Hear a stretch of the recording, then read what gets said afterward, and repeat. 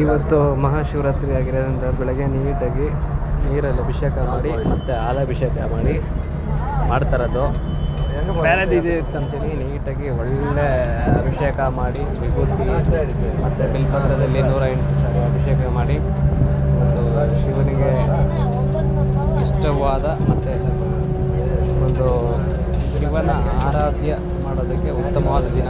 ಆ ಕಾರಣಕ್ಕೆ ಶಿವರಾತ್ರಿನ ನಮ್ಮ ಮನೆಯಲ್ಲಿ